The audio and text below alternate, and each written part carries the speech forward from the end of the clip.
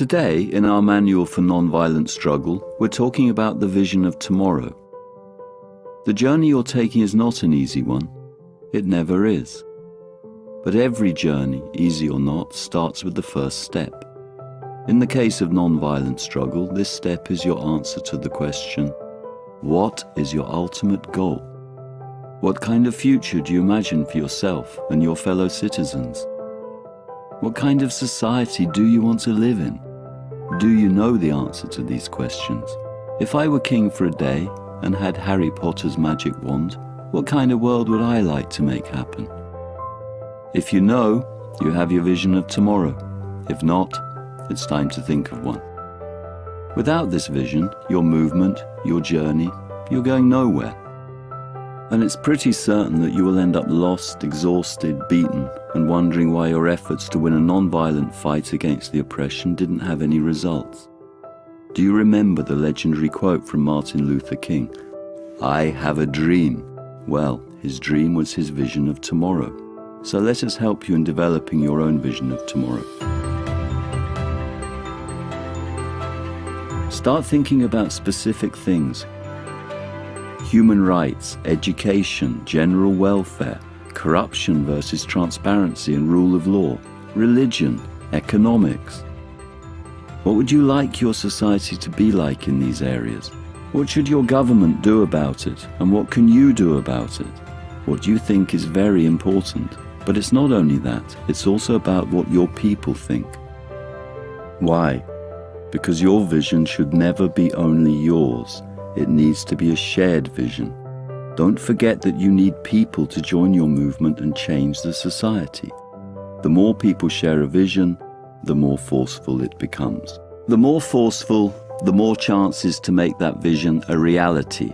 You need popular support. To get it, the people need to see a place for themselves within your vision. People will join you only if there is something for them in your vision. Every society consists of different groups.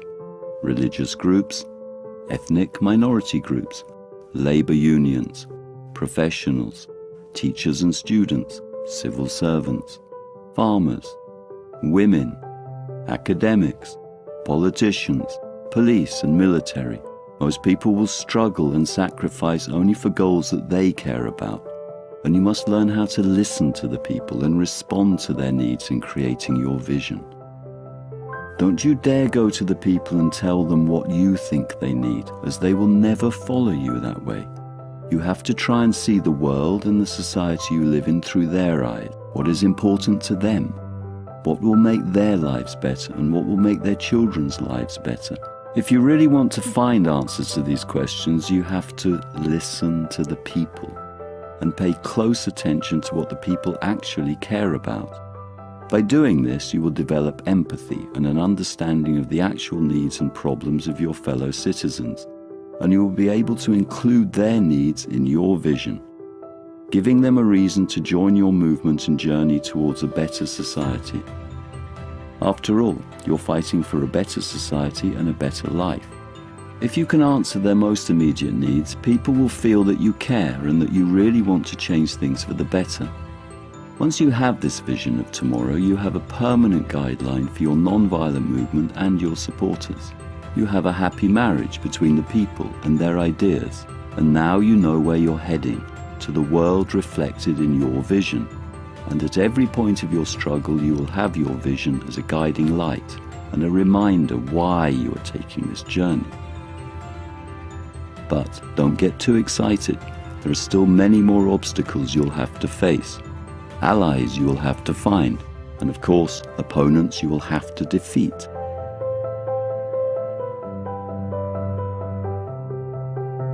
Don't forget that vision and strategy are two very different things. Vision relates to where you want to be, and strategy is more of how am I going to get there. So, stay tuned for the next episode of our Manual for Nonviolent Struggle.